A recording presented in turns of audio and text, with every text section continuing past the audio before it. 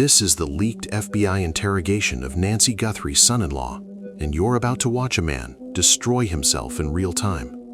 The footage was sealed inside a federal case file, never supposed to reach the public, but it did. And what it captured over 6 hours inside a windowless room changes everything about this case. It starts with a son-in-law in pajamas at 5:30 a.m., still believing he can outsmart 2 FBI agents, performing shock, performing grief, performing the worried family members so convincingly that for the first 90 minutes, you'd almost believe him. Almost. Then the lead agent reaches for a laptop, presses play on a traced phone call from 2:47 a.m., and the performance dies in 4 seconds flat. What comes out of that speaker is the son-in-law's own voice, discussing things about Nancy's kidnapping that only the person who planned it would ever know. And that recording isn't even the most damaging thing in the room. The room. The footage opens cold. Nancy Guthrie's son-in-law is being walked into a stark, windowless FBI interview room at 5:30 a.m., still in the pajamas he was wearing when a SWAT team put a battering ram through his front door an hour earlier. Hair uncombed, eyes swollen, but already performing, already projecting this theatrical confusion, blinking under the fluorescent lights like a man who couldn't possibly fathom why federal agents just dragged him out of bed. 2 agents sit down across from him. Lead interrogator, Special Agent Russell Dante, a 23-year veteran out of the FBI's Violent Crimes Division, known internally for his ability to break suspects who believe they're smarter than everyone in the room. His partner, a younger agent who barely speaks for the entire next 6 hours, but whose pen never stops moving, documenting every word, every flinch, every micro-expression that crosses the son-in-law's face. Here's the catch. Agent Dante reads the Miranda warnings, and the son-in-law waves them off like they're an inconvenience. Doesn't hesitate, doesn't ask for a moment to think. He declines an attorney with the casual arrogance of a man who has already decided he's going to outmaneuver 2 federal investigators and walk out of this building before lunch. That single decision, made in less than 3 seconds, destroyed his life. His opening performance is polished. "I have absolutely no idea why I'm here. This is insane. I would never hurt Nancy. She's my mother-in-law. I love her like my own mother." Leaning forward, hands flat on the table, steady eye contact, every word rehearsed, every gesture calculated. He'd clearly spent time preparing for the possibility that this moment might come. What he didn't prepare for was Russell Dante. The rehearsed timeline.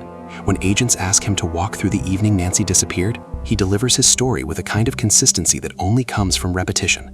Nancy came for dinner at his and Annie's home. They played card games, Nancy's favorite, the same one she'd been playing since her daughters were children. She was in great spirits. Around 9:45 p.m., he volunteered to drive her home because it was dark. He describes walking Nancy to her front door, waiting until he heard the lock click behind her, and driving away feeling satisfied she was safe. He adds granular details to build credibility. What Nancy wore, what she ate, how she laughed, telling a story about her late husband during dessert. That last detail is important. Remember it, because it means the last evening Nancy Guthrie spent as a free woman ended with her laughing at her own dinner table, surrounded by family she trusted completely, including the man sitting across from Agent Dante right now. Now pay attention to this next part. For 90 full minutes, the son-in-law maintained total composure, answered every question without hesitation, showed 0 signs of nervousness. He even asked the agents how the investigation was going, playing the concerned relative eager to help find Nancy rather than the man who arranged her abduction. Agent Dante let him talk, let him repeat his story, let him grow more confident with each telling, because Dante wasn't gathering information anymore. He was building a runway, giving this man every opportunity to lock himself into a version of events that was about to be demolished by a single audio recording. But the rehearsed timeline was just the calm before something much worse. What Agent Dante had been waiting 90 minutes to play changed the temperature of that room in under 4 seconds. The phone call. 90 minutes in, the son-in-law is leaning back now, almost relaxed, delivering his 3rd retelling of that evening with growing confidence. Agent Dante signals to his partner without breaking eye contact with the suspect. The younger agent produces a laptop and audio equipment, sets them on the table without explanation. Dante's entire demeanor shifts. The conversational warmth drains out of his voice like water through a cracked glass. He leans forward and says 7 words. "I want you to listen very carefully." The son-in-law's initial reaction? Mild curiosity, a flicker of amusement even, as if he's genuinely interested in whatever the FBI thinks they have. That curiosity lasted exactly as long as it took for the speakers to fill that room with his own voice. The recording is a traced phone call from a burner phone to the son-in-law's personal cell at 2:47 a.m. A conversation where the kidnapper discusses Nancy's deteriorating condition, the failed ransom plan, and what to do with her now that the situation has spiraled beyond recovery. Nancy's son-in-law's voice on that recording isn't ambiguous, isn't similar. It's him speaking with familiarity, discussing logistics, referencing details about Nancy's captivity that only someone running the operation would know. And get this, the physical transformation captured on that footage is something that once you see it, you can never unsee. The color drains from his face in real time, not a figure of speech. His skin goes from normal to gray in seconds. His hands steady on that table for over an hour start trembling so violently the camera picks it up from 6 feet away. His whole body recoils backward, the confident lean replaced by the posture of a man who wants to disappear into his chair. His eyes dart between Dante and the second agent, searching for escape, finding nothing. The recording ends. Silence swallows the room. 3 seconds. 5 seconds. 7. Agent Dante lets the silence do the work, lets it press down on the son-in-law like a physical weight. Then he breaks it with devastating simplicity. "That's your voice, isn't it?" The son-in-law tries denial. "That doesn't sound like me." His voice cracks on the word me. "I don't know what that is, but the weakness in every syllable betrays him." He knows. They know. The camera knows. Dante plays the recording again. This time he pauses at specific moments, isolating statements that prove coordination with Nancy's kidnapper. Each pause is surgical. Each one strips away another layer of the performance. Nancy's breathing changes visibly on the footage, shallow and rapid like someone fighting the urge to be sick. His rehearsed calm is completely gone, replaced by the darting eyes and involuntary swallowing of a man in full survival mode. He pivots, scrambling for anything that might work. The call was about something else entirely. Business, matters, a personal situation with his cousin Marcus that investigators are misinterpreting. Something, anything other than what that recording clearly and unmistakably captured him doing. Dante lets that explanation sit in the air for exactly long enough to make the son-in-law think it might work. The younger agent glances at Dante. Dante's jaw tightens almost imperceptibly. The only visible reaction from a man who has sat across from killers for 2 decades. Then he nods towards the folder. If this is your first time here and you're already locked in, subscribe right now, because what agents pulled out of that folder next made the phone call look like a warm-up. The text messages. The second agent drops a thick folder on the table. The sound it makes is heavy. Inside are printed copies of every text messages exchanged between the son-in-law's phone and Marcus's phone spanning the 3 weeks before Nancy disappeared through the night she was taken. Agent Dante begins reading them aloud, slowly, deliberately, sliding each printed page across the table so the son-in-law can see his own words reflected back to him in black ink. Thursday night works best. Her routine is predictable. You'll need to disable the doorbell camera first thing. I'll tell you exactly where it is. The back door is the weak point. Front door has too much security. She takes sleeping pills around 10 p.m. Give it an hour after that. Each message strips away another layer of pretense. The son-in-law's face tells the entire story. That slow, sickening realization that every text he sent while planning this crime had been recovered, preserved, and was now being read back to him under fluorescent lights in a federal building. These aren't vague messages open to interpretation. They reference Nancy's specific routine, her home layout, her vulnerability window, her medication schedule, the woman who laughed at dinner and trusted this man to drive her home safely, reduced to a target profile in his own text messages. Agent Dante pauses after reading the last message, lets the weight of it settle. The younger agent's pen has started again. He's looking directly at the son-in-law now, with an expression the footage captures clearly. Not anger, not disgust, but something closer to disbelief, as if even after years of working violent crime cases, the calculated coldness of those messages toward a family member registered as something different. But here's where it gets really dark. The son-in-law claims his phone was hacked. Someone else sent those messages to frame him. Agent Dante doesn't even blink. Cell tower records place the phone at locations matching the son-in-law's verified whereabouts when each message was sent. His workplace, his home, restaurants where credit card receipts confirm his presence. The timestamps align with his daily routine in ways that would be physically impossible for a remote hacker to replicate without carrying the phone in his pocket 24 hours a day. He pivots again. Marcus fabricated the messages, spoofed them somehow. That crumbles too. The messages exist on Marcus's phone, on the carrier's servers, on the son-in-law's own device, and in cloud backups that forensic analysis confirmed are authentic and completely unaltered. 4 independent sources, all matching perfectly. The footage shows him sinking deeper into his chair with each failed explanation. The man who strutted into this room is gone. What's sitting there now is someone watching his life disintegrate in real time, and the text messages weren't even the worst of it. What agents found on his laptop made everything, the phone call, the texts, the lies, look like prologue. The laptop, this is the detail that changes everything. Despite the son-in-law running a commercial data wiping program on his laptop 3 days before his arrest, specifically targeting internet history files, FBI digital forensic specialists recovered everything, every search, every query, every digital fingerprint he thought he'd erased. Agent Dante reads the recovered searches aloud from a printed forensic report. His voice is flat, clinical, but the younger agent's pen stops moving for the first time in 4 hours. He just stares at the table. Searches for how to kidnap someone without leaving evidence. Queries about anonymous Bitcoin ransom payments. Research into how long elderly individuals can survive without prescribed medications. Methods for disposing of remains in desert locations. Comparisons between kidnapping versus murder. And the most chilling entry, a search conducted 72 hours before Nancy disappeared. Whether accomplices receive lesser sentences if the victim dies during captivity. He wasn't just planning a kidnapping, he was planning for the possibility, maybe the intention, that Nancy wouldn't survive it. The searches spanned 3 weeks, progressing from general research into horrifyingly specific operational planning, disabling doorbell cameras, bypassing residential alarm systems, finding accomplices willing to commit crimes for cash, all from the same device where forensic specialists also found searches for Nancy's specific medication schedule and her home security system. The son-in-law's defense, he was researching a crime novel.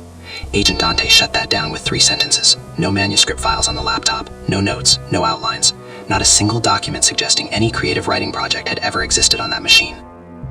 At this point, the son-in-law finally tried invoking his Fifth Amendment right to silence. Too late. 3 hours of recorded lies, contradictions, and failed explanations were already preserved on that camera. The damage was catastrophic and irreversible. But the evidence wasn't finished with him yet. What agents revealed about his finances explained not just how he planned the kidnapping, but why he was desperate enough to orchestrate it in the first place.